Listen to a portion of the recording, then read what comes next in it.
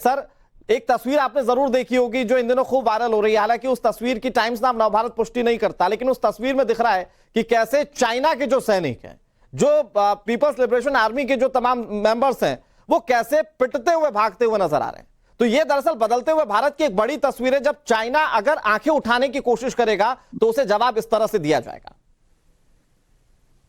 एकदम आप सही कह रहे हैं। और ये आज कोई नई बात नहीं है। कई सालों से वो लोग कई जगह आने की कोशिश करते हैं और फिर उन्हें खदेड़ा जाता है या उनको कन्फ्रंट किया जाता है और फिर वो वापस चले जाते हैं।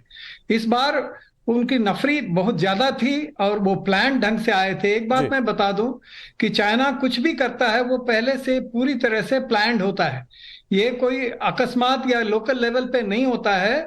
इसका क्लियरेंस हमेशा वो ऊपर से लेते हैं, तभी ये कार्रवाई करते हैं। इसलिए हमें इन चीजों को हमेशा सीरियसली लेना पड़ेगा और प्रोएक्टिवली प्रोफेशनल ढंग से उनको ग्राउंड पे डील करना है। और जो बाकी जो प्रिवेंशन है डेटरेंस के लिए, वो कई ढंग से जो सरकार कर रही है।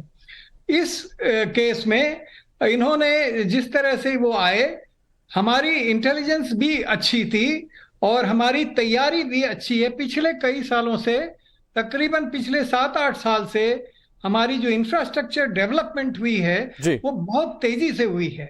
इसकी जब मैं पुरानी बातें याद करता हूं तो जब भी हम कहते थे कि अब इस रोड्स को बनाइए, तो वो काम अप्रूव नहीं होता था और कई बार वो रह जाता था। लेकिन अब हमें खुशी है कि पिछले 8 साल 10 साल से मैं देख रहा हूं कि बहुत तेजी से इस बात को, पहली बात तो सरकार ने समझा है कि इसकी स्ट्रैटेजिक इंपॉर्टेंस क्या है और इसको स्ट्रैटेजिकली कैसे डील करना है, थ्रेट क्या है, वो भी उनकी समझ में आ गया है। इसलिए हमारा जो इंफ्रास्ट्रक्चर है, जो रोड्स हैं, जो जितने भी वेपन इक्विपमेंट की जो वहां जरूरत है, जितनी आर्मी की जरूरत है, वहां पर जितने फोर्सेस की जरूरत है, वो सब मुहैया किया गया है और किया करता जा रहे हैं हम लोग।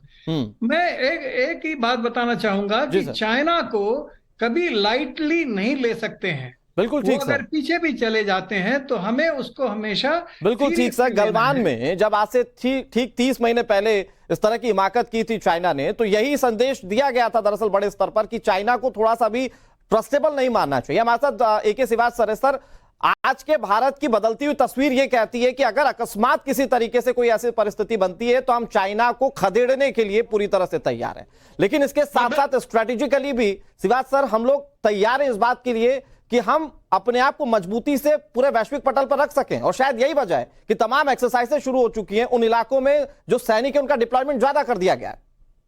हाँ बिल्कुल, देखो जब से हमारा और चीन का मुठभेड़ हुआ है गलवान में और 2020 के बाद, उसके बाद भारत ने बहुत ज्यादा तैयारी की है।